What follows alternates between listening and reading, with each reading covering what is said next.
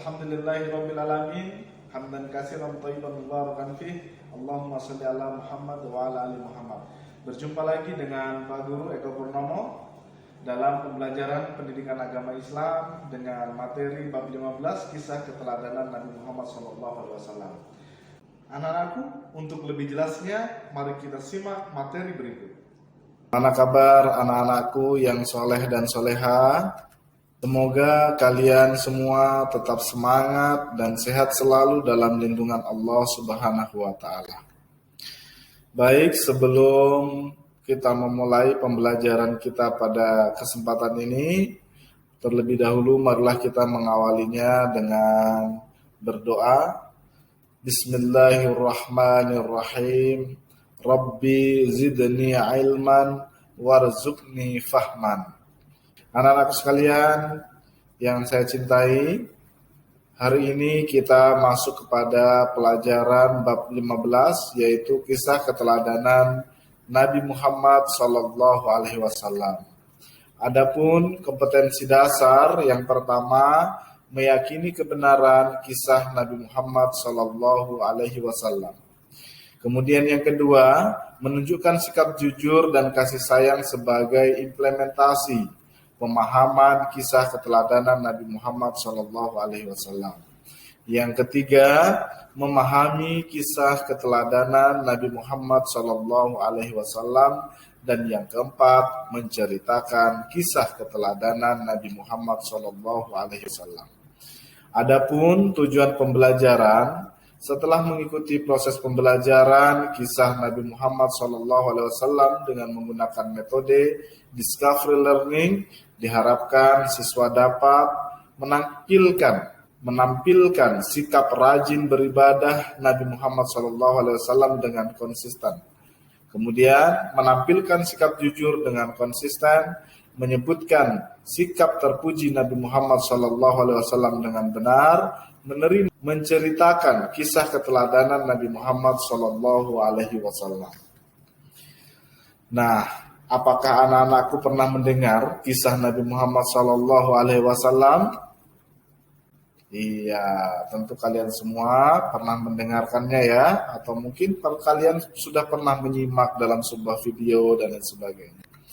Nah, yang kedua, anak-anakku coba, apakah yang kalian ketahui dari Nabi Muhammad SAW? Ayo coba, apa yang kalian ketahui? Iya, benar. Baik. Nah, anak-anak sekalian, kenapa kita harus mempelajari kisah Nabi Muhammad SAW? Iya, karena Nabi Muhammad adalah teladan umat Islam.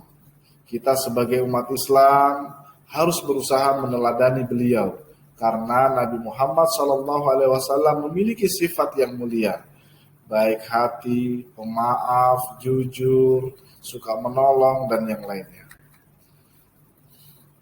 Nah, anak-anak sekalian, kalian dapat menyimak video tentang kisah keteladanan Nabi Muhammad SAW pada link yang tercantum pada video ini. Nah, kalian bisa browsing di YouTube. Nah, kalian simak, kalian amati apa kira-kira kisah keteladanan Nabi Muhammad. Ya, kemudian siapa bapaknya, siapa ibunya, atau terkait profil beliau. Nah, anak-anak sekalian, Pak Guru lanjutkan penjelasan daripada kisah keteladanan Nabi Muhammad SAW. Nabi Muhammad yang merupakan Nabi akhir zaman ini lahir di Mekah pada tahun Gajah sekitar tahun 570 Masehi. Disebut tahun gajah karena saat itu ada pasukan gajah yang dipimpin oleh Abraha Habasyah yang ingin merobohkan Ka'bah. Nabi Muhammad SAW lahir dari seorang ibu yang bernama Aminah dan ayahnya bernama Abdullah. Abdullah meninggal dunia setelah pulang berdagang sakit. Saat itu Nabi Muhammad masih berusia 3 bulan di dalam kandungan Aminah. Sehingga kemudian Nabi Muhammad lahir tanpa seorang ayah. Dan kemudian kakeknya Abdul Muthalib yang kemudian memberi nama Muhammad kepada Rasulullah SAW. Nah, saat Nabi lahir tak ada yang mau menyusuinya karena dia termasuk golongan miskin atau tidak mampu.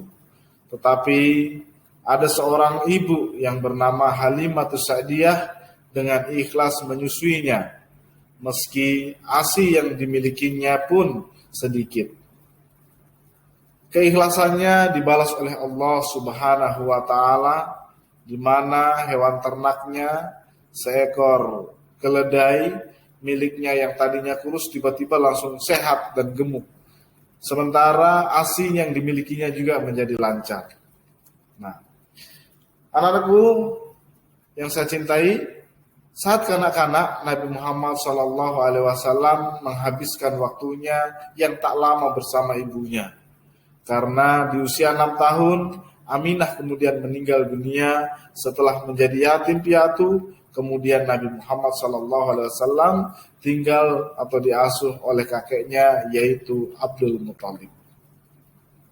Nah, namun saat Nabi Muhammad berusia 8 tahun, sang kakek juga meninggal dunia, sehingga pamannya Abu Thalib merawatnya. Mereka hidup dalam kekurangan. Meski begitu, Nabi Muhammad tumbuh dengan baik dan sehat.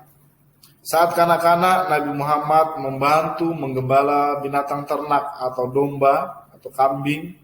Dan ketika sudah cukup dewasa, Nabi Muhammad SAW membantu pamannya berdagang, bahkan sampai pergi ke negeri Syam. Setelah tumbuh dewasa, Nabi Muhammad SAW menikah dengan Siti Khadijah. Khadijah merupakan wanita terpandang, cantik, rupawan, dan berasal dari golongan orang yang berada di Arab. Kenabian Nabi Muhammad SAW. Wahyu yang pertama kali diberikan Allah Subhanahu wa Ta'ala kepada Nabi Muhammad melalui perantaraan malaikat Jibril. Saat itu Nabi Muhammad SAW berusia 40 tahun. Ya.